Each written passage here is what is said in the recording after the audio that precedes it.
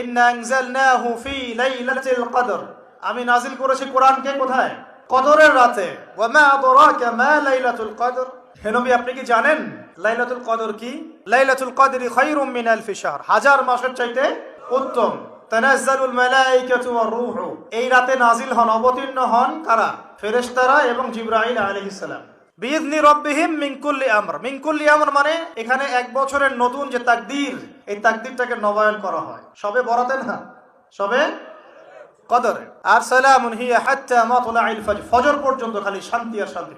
তার মানে কদরের রাতে কোরআন নাজিল হয়েছে। আর কদরের রাত কোন মাসে? রমাদান মাসে। কোন দশকে? শেষ দশকের কোন কোন রাত হতে পারে?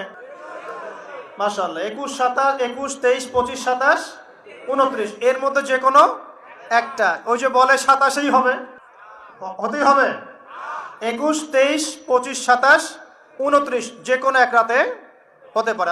আল্লাহ পাক আমাদেরকে লাইলাতুল কদর পড়ার তৌফিক দান করুন। এবং যুবকদের যৌবনে আল্লাহ পাক বেশি বেশি রমজান দান করুন, বেশি বেশি লাইলাতুল কদর দান করুন।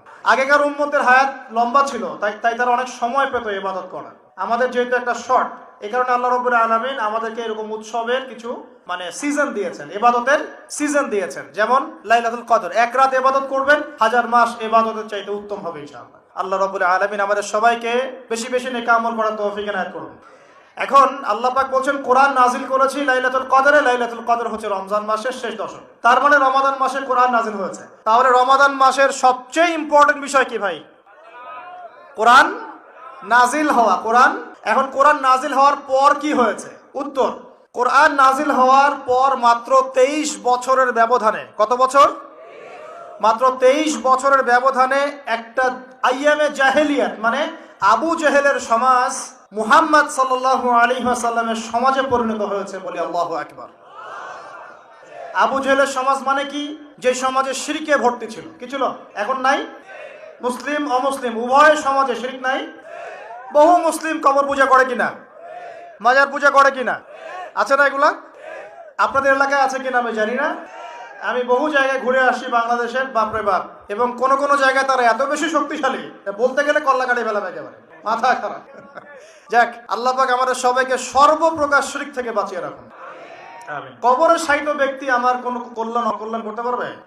সে আমাকে সন্তান দিতে পারে? সে আমার লাভ ক্ষতির মালিক? সে গায়েবের খবর জানে? তাহলে পরকালে আমাকে পুলসিরাত পার করে দিবে? পরকালে শাফায়াতের যে বিষয়গুলো আছে এগুলো কি? এগুলো হচ্ছে আল্লাহ পাকের অনুমতি ক্রমে তারা করবেন। আল্লাহ পাকের অনুমতি ক্রমে শহীদগণ সুপারিশ করবেন। কার অনুমতিতে? অনেক আলেম ওলামাও করবেন। হাফেজে কোরআন, এই যে হাফেজে কোরআন যাদেরকে পাগড়ি দেয়া হলো, তোমরা আমাদের জন্য দোয়া করিও, তারাও কিন্তু সুপারিশ করবে। নবীগণ, নবী সাল্লাল্লাহু আলাইহি ওয়াসাল্লাম করবেন।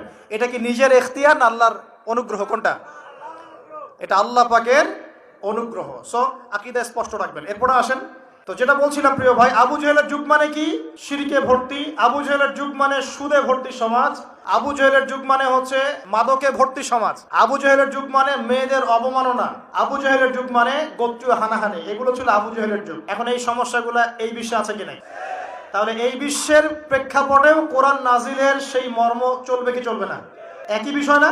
আবু জেহেলের যুগে যা ছিল এই বিশ্বে আমরা তাই দেখছি। আবু জেহেলের যুগে লাইলাতুল কদরে কোরআন নাজিল হয়েছে রমজান মাসে। তার মানে এখনো সেই একই হক আদায় করতে হবে কোরআনকে কেন্দ্র করে। কথা ঠিক কিনা? তাহলে এখন প্রশ্ন হচ্ছে কিভাবে করব? কিভাবে আমরা এখনকার জাহেলিয়াত গুলো দূর করে মুহাম্মাদের সমাজ প্রতিষ্ঠা করব? এটা ইম্পর্টেন্ট কিনা? রমজানের সবচেয়ে ইম্পর্টেন্ট বিষয় হচ্ছে কোরআন নাজিল হওয়া। আর কোন কোরআন? যেই কোরআন শুধু তেলাওয়াত করা হয় নাই, যেই কোরআন দিয়ে সমাজ পরিবর্তন করা হয়েছে। আল্লাহ পাক বোঝার তৌফিক দান করুন। আমরা কি চাই কোরআন দিয়ে সমাজ পরিবর্তন হোক? চাই কি? 6টা কাজ করতে হবে। রাজি আছি? 6টা কাজ করতে হবে। রাজি আছি? যদি কাজ না করতে পারেন তাহলে অহেতুক খালি ঠিক বেঠিক বলে লাভ নাই। রাজি আছেন কিনা? 1 নাম্বার, প্রত্যেককেই আল কোরআন তেলাওয়াত করা শিখতেই হবে। রাজি আছেন? এমন একজন সাহাবী আপনি দেখাতে পারবেন না যিনি কোরআন তেলাওয়াত করতে জানতেন না। একজন সাহাবী দেখান আমাকে তিনি কোরআন তেলাওয়াত করতে পারতেন না। পারবেন? তার মানে শুধু কোরআনের আলো ঘরে ঘরে জ্বালো এই স্লোগান দিয়ে সমাজ পরিবর্তন হয় নাই। কোরআনের হক আদায় করেছেন বিধায় হয়েছে। আমরা কি রাজি আছি কোরআন তেলাওয়াত করা শিখবো ইনশাআল্লাহ? একজন ব্যক্তি বাকি থাকবেন না যিনি কোরআন তেলাওয়াত করতে পারেন না, এমন একজন ব্যক্তি বাকি থাকবেন না ইনশাআল্লাহ। রাজি আছেন? যার বয়স 70 হয়ে গেছে আপনিও কায়দা নিয়ে বসবেন ইনশাআল্লাহ। আপনার বয়স 80 হয়ে গেছে তাও কায়দা নিয়ে বসবেন ইনশাআল্লাহ। ওর পড়তে পড়তেই মৌত হয়ে যায়, তাও সমস্যা নাই। রাজি আছেন? কোরআনের হক আদায় করতেই হবে, আদারওয়াইজ এভাবে সমাজ পরিবর্তন হবে না। আবেগ দিয়ে, স্লোগান দিয়ে, জনস্রোত দিয়ে কোনো কাজ নাই, জনস্রোত দিয়েও কোনো কাজ নাই। কাজের মানুষ দরকার। কি দরকার? কাজের মানুষ দরকার। আপনি পঙ্গপাল দিয়ে কি করবেন? অ্যাক্টিভ কাজের মানুষ দরকার, দরকার কি না? শিক্ষিত যোগ্য মানুষ দরকার। অতএব আগে কোরআন পড়া শেখেন, আল্লাহ পাক তৌফিক দান করুন। আমি দোয়া করি আল্লাহ পাক আমাকে এবং আপনাদের সবাইকে নিয়মিত কোরআন তেলাওয়াত করার তৌফিক দান করুন। এক নাম্বার, কোরআনের সাথে কোরআন নিয়ে গবেষণা করতে চান, আগে কোরআন তেলাওয়াত বাড়াতে হবে। তেলাওয়াত বাড়াতে বাড়াতে বাড়াতে বাড়াতে যখন আপনি দেখবেন প্রতিটা আয়াত আপনার ঠোঁটের আগায় চলে আসছে, তখন আপনি হিফজ করাটা সহজ হয়ে যাবে, তখন অর্থটা বোঝা সহজ হয়ে যাবে, অ্যারাবিক গ্রামার শেখা সহজ হয়ে যাবে এবং গবেষণা করাটাও সহজ হবে ইনশাআল্লাহ। আগে কোরআন পড়তে হবে, আল্লাহ পাক করার তৌফিক দান করুন। আমরা এবার একটু শুনবো যে রাসূলুল্লাহ সাল্লাল্লাহু আলাইহি ওয়াসাল্লাম কদরের রাতগুলোতে কি কি ইবাদত করতেন। আমি খুঁজে 5টা আমলের কথা পেয়েছি বিশেষভাবে, কমন যে আমলগুলো সেগুলো তো ছিলই, বিশেষভাবে 5টা কাজ রাসূল সাল্লাল্লাহু আলাইহি ওয়াসাল্লাম এই কদরের রাতে করতেন। 1 নম্বর কাজ হচ্ছে তিনি সারা রাত জেগে ইবাদত করতেন এবং পরিবারের লোকদেরকে ঘুমোতে দিতেন না, উঠিয়ে দিতেন। বছরের অন্য কোনো সময়ে সারা রাত জেগে ইবাদত করার কোনো নজির রাসূল সাল্লাল্লাহু আলাইহি ওয়াসাল্লামের জীবনে ছিল না। সব রাতে ঘুমাতেন। আমি জোহর বারুতে একটা কনভেনশনে the daily routine of prophet সাল্লাল্লাহু আলাইহি ওয়াসাল্লাম একটা আলোচনা করেছিলাম, যেখানে রাসূল সাল্লাল্লাহু আলাইহি ওয়াসাল্লামের দৈনন্দিন জীবনের রুটিন আলোচনা করেছিলাম। সেখানে আমরা বলেছি যে রাসূল সাল্লাল্লাহু আলাইহি ওয়াসাল্লামের দৈনন্দিন অভ্যাস ছিল তিনি এশার পরেই তাড়াতাড়ি ঘুমিয়ে পড়তেন আর মিড নাইটে উঠতেন। রাসূল সাল্লাল্লাহু আলাইহি ওয়াসাল্লামের কর্মদিবস শুরু হতো মিড নাইটে, আমাদের তো সকালে আরো অনেক পরে শুরু হয়। রাসূল সাল্লাল্লাহু আলাইহি ওয়াসাল্লামের কর্মদিবস শুরু হতো বেসিক্যালি মিড নাইটে। এশার পরে কথাবার্তা না বলে আগে ঘুমোতে যেতেন, মিড নাইটে উঠতেন, কিন্তু ঘুমাতেন, ঘুম ছাড়া রাত কাটাতেন না। সারা বছরের এটা ছিল যে এশার পর পরে ঘুমোতে যেতেন, except the last 10 days of Ramadan. রমাদানের শেষ 10 রাতে রাসূল সাল্লাল্লাহু আলাইহি ওয়াসাল্লাম ঘুমাতেন না। এই 10 দিনের ব্যাপারেই পাওয়া যায় সারা রাত জেগে তিনি ইবাদত। আম্মা জান আয়েশা রাদিয়াল্লাহু তাআলা আনহা বলেন, ইদা দাখালাল আশরু আহিয়াল লাইলা ওয়া আইখাযা আহলা ওয়া জাদ্দা ওয়া শাদ্দাল মিজার। রমাদানের শেষ দশক যখন আসতো রাসূল সাল্লাল্লাহু আলাইহি ওয়াসাল্লাম সারা রাত জেগে ইবাদত করতেন। পরিবারের সদস্যদেরকে জাগিয়ে তুলতেন, স্ত্রীদের ঘুমাতে দিতেন না, জাগিয়ে তুলতেন। ফাতেমা রাদিয়াল্লাহু তাআলা আনহার ঘর পাশেই ছিল, তাদেরকে যে জাগাতেন এবং নিজে সারা রাত ইবাদত করতেনই। জাদ্দা ওয়া শাদ্দাল মিজার, খুবই বলিষ্ঠ ভাবে, খুব মজবুত ভাবে কোমরে গামছা বেঁধে নামার একটা এক্সপ্রেশন এখানে দেয়া হয়েছে। মিজার, ইজহার মানে হচ্ছে বাংলা করলে হয় লুঙ্গি। লুঙ্গি আমরা যখন খুব শক্ত কোনো কাজ করতে যাই তখন তারা কি করে, খুব টাইট করে লুঙ্গিটা বাঁধে। তার মানে বোঝানো হচ্ছে রাসূল সাল্লাল্লাহু আলাইহি ওয়াসাল্লাম কোমরে ভালো করে লুঙ্গি বেঁধে বা গামছা বেঁধে আটকাট বেঁধে নামতেন শেষ 10 দিনের জন্য। এই সময় তিনি মানে কাউকে কেমন যেন চিনতেন না, সবসময় ইবাদতে মগ্ন থাকতেন। এটা আমরা করতে পারি যে শেষ 10 দিনে আমরা একটা স্পেশাল প্ল্যান করতে পারি যে আমরা আমাদের সর্বোচ্চটুকু উজাড় করে দিয়ে লাস্ট 10 days অফ রমাদানের এই বরকত আমরা হাসিল করব, এটা যেন আমাদের মিস না হয়। তাহলে এটা আমরা একটা পেলাম। 2 নাম্বার হচ্ছে ইতিকাফ করা। রাসূলুল্লাহ সাল্লাল্লাহু আলাইহি ওয়াসাল্লাম রমাদানের শেষ 10 দিন ইতিকাফ করতেন। আমাদের আয়েশা রাদিয়াল্লাহু তাআলা আনহা বলেন, কানা ইয়াতাকিফুল আশরাল আওয়াখির মিন রমাদান। রমাদানের শেষ দশকে তিনি ইতিকাফ করতেন হাত্তা তাওয়াফাহুল্লাহ, ওনার ইন্তেকালের আগ পর্যন্ত এই অভ্যাসটাই তিনি জারি রেখেছেন। সুম্মা আতাকাফা আজওয়াজুহু মিন বাদি, তারপরে ওনার স্ত্রীরা ইতিকাফ করেছেন। আরেক বর্ণনায় এসেছে ইয়াতাকিফু কুল্লা রমাদান 10 আইয়াম, প্রতি রমাদানে তিনি 10 দিন ইতিকাফ করেছেন। কিন্তু যেই বছর তিনি ইন্তেকাল করবেন সে বছর তিনি 20 দিন ইতিকাফ করেছিলেন। প্রতি রমাদানে 10 দিন, আর যে বছর ইন্তেকাল করবেন সে বছর কয় দিন? 20 দিন তিনি ইতিকাফ করেছিলেন মসজিদে নববীতে। তাহলে আমরা এই রমাদানের শেষ দশকে এটা করতে পারি। 2 নম্বর পয়েন্ট হচ্ছে ইতিকাফ করা। যারা আমরা করিনি তারা আমরা ইতিকাফ করতে পারি। আমাদের আইআইএম এর মসজিদ এটা ইতিকাফের জন্য একটা উর্বর জায়গা। আমরা যখন এই ক্যাম্পাসে ছিলাম তখন দেখেছি যে এখানকার ইতিকাফের পরিবেশ যে এত সুন্দর এটা কল্পনাই করা যায় না, অসাধারণ পরিবেশ। আমরা যেন ইতিকাফ করার চেষ্টা করি। ইতিকাফ করতে না পারলে শেষ দশকের রাতগুলো যেন মসজিদে কাটানোর চেষ্টা করি, তা না পারলেও বাসায় যেন এই রাতগুলো আমরা মিস না করি। বিশেষ করে সেন্ট্রাল মস্কে তো অসাধারণ পরিবেশ, এটা হাইলি রেকমেন্ডেড। ইফ পসিবল আপনারা আসবেন, এখানে ইবাদতের চমৎকার পরিবেশ থাকে। 3 নাম্বার হচ্ছে রাসূল সাল্লাল্লাহু আলাইহি ওয়াসাল্লাম এবং জিবরাইল আলাইহিস সালাম যৌথভাবে কোরআন রিভিশন করতেন। খুব ইন্টারেস্টিং। সারা বছর যেটা নাজিল হতো রমাদানে জিবরাইল আলাইহিস সালাম রাসূল সাল্লাল্লাহু আলাইহি ওয়াসাল্লামকে শোনাতেন, রাসূল সাল্লাল্লাহু আলাইহি ওয়াসাল্লাম আবার জিবরাইল আলাইহিস সালামকে শোনাতেন। সহিহ বুখারীর বর্ণনা, কানা জিবরিলু ইয়ালকাহু ফি কুল্লি লাইলাতিন মিন রমাদান ফায়ুদারিসুল কুরআন। প্রতি রমাদানের প্রতি রাতে এসে রাসূল সাল্লাল্লাহু আলাইহি ওয়াসাল্লামের সাথে কোরআন মুদারাসা করতেন। সহিহ মুসলিমের বর্ণনায়, আন্না জিবরিল কানা ইউআরিদুহু বিল কুরআন কুল্লা আমিন মাররা, প্রতি বছর রমাদানে একবার শোনাতেন বা শুনিয়েছেন। যে বছর তিনি ইন্তেকাল করবেন তিনি 2 বার শুনিয়েছিলেন। আরাদা ইউআরিদু, মানে এটা ফ্রম বোথ সাইড। আরবি শব্দটা এমন যে জিবরাইল আলাইহিস সালাম শোনাতেন, এরপর রাসূল সাল্লাল্লাহু আলাইহি ওয়াসাল্লাম জিবরাইল আলাইহিস সালামকে শোনাতেন, কোরআন রিভিশন করা। তো এই শেষ দশকের রাতগুলোতে আমরা যেন বেশি বেশি কোরআন পড়ি, কোরআন তেলাওয়াত, কোরআনিক রেসাইটেশন হতে পারে, কোরআনের অর্থ পড়া হতে পারে, তাদাব্বুরে কোরআন হতে পারে, কোরআনের হালাকায় জয়েন করা হতে পারে, ইন ইটস এনি ফর্ম। আমরা যেন কোরআনের সাথে অ্যাটাচমেন্টটা বাড়াই লাস্ট 10 days অফ রমাদানে। 4 নাম্বার, কিয়ামুল লাইল করা। রাসূল সাল্লাল্লাহু আলাইহি ওয়াসাল্লাম কিয়ামুল লাইল করতেন, এবং কিয়ামুল লাইল শব্দটাকে রাসূল সাল্লাল্লাহু আলাইহি ওয়াসাল্লাম কদরের সাথে জুড়ে দিয়েছেন। সহিহ বুখারীর বর্ণনায় তিনি বলেছেন, মান কামা লাইলাতাল কদরি ঈমানা ওয়া ইহতিসাবা গুফিরা লাহু মা তাকাদ্দামা মিন যামবি। কদরের রাতে যে কিয়ামুল লাইল করে বিশ্বাস নিয়ে এবং নাজাতের প্রত্যাশা নিয়ে, তার পূর্বের সমস্ত গুনাহ আল্লাহ তাআলা ক্ষমা করে দিবেন।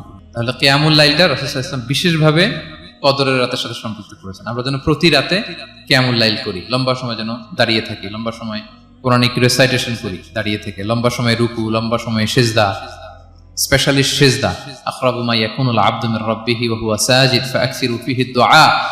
বান্দা যখন সিজদায় থাকে আল্লাহ সবচেয়ে কাছে থাকে। তো আমরা তো আল্লাহর সবচেয়ে কাছে যেতে চাই এই ক্রিম টাইমটাতে, কি বলেন?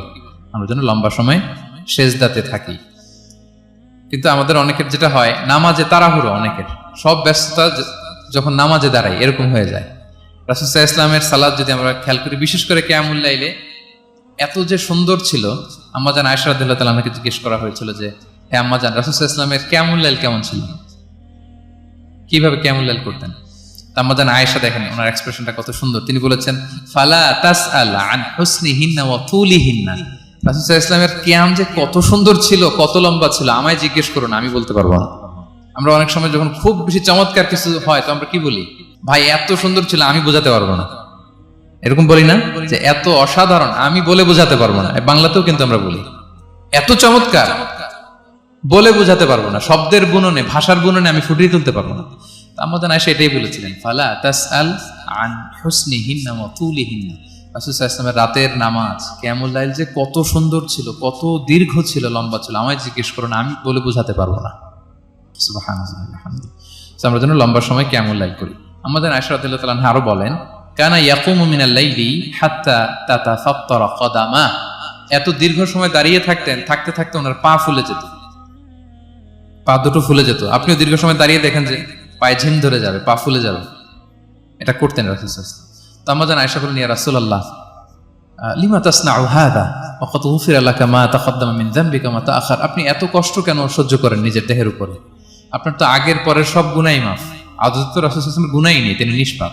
এত কষ্ট কেন করেন? আপনার আগের পরের সবই তো মাফ করে দেয়া হয়েছে, কেন করেন? রাসূল সাল্লাল্লাহু আলাইহি ওয়াসাল্লাম উত্তর করেছেন, আফালা উহিব্বু আন আকুনা আবদান শাকুরা। আয়েশা, আমি কি শুকরগুজার বান্দা হতে পছন্দ করব না? আল্লাহ তাআলা আমাকে তার রহম এবং করমে সব মাফ করে দিয়েছেন, কিন্তু আমি কি শুকরগুজার হব না? আমি কি আমার রোলটা প্লে করব না? আমি কি নিজেকে সঁপে দেব না আল্লাহ তাআলার কাছে জায়নামাজে? তো এটা ছিল সংক্ষেপে রাসূল সাল্লাল্লাহু আলাইহি ওয়াসাল্লামের কিয়ামুল লাইলের ধরন। এভাবে তিনি দীর্ঘ সময় কিয়ামুল লাইল করতেন, আমরা যেন এটা করি। 5 নম্বরে রাসূল সাল্লাল্লাহু আলাইহি ওয়াসাল্লাম দোয়া করতেন। এই কদরের রাতগুলোতে খুব বেশি বেশি দোয়া করতেন। দোয়া নিয়ে আমরা একটা জুমার খুতবা দিয়েছিলাম, সেখানে আমরা বলেছিলাম যে দোয়া হতে হবে খুব আন্তরিক দোয়া, রোবোটিক দোয়া যেন না হয়। আপনার আবেগ, ভালোবাসা, মনের মাধুরী মিশিয়ে, চোখের পানি মিশিয়ে, অশ্রু সিক্ত করে এই দোয়াটা করতে হবে, তাহলে সে দোয়া আল্লাহর কাছে কবুল হবে।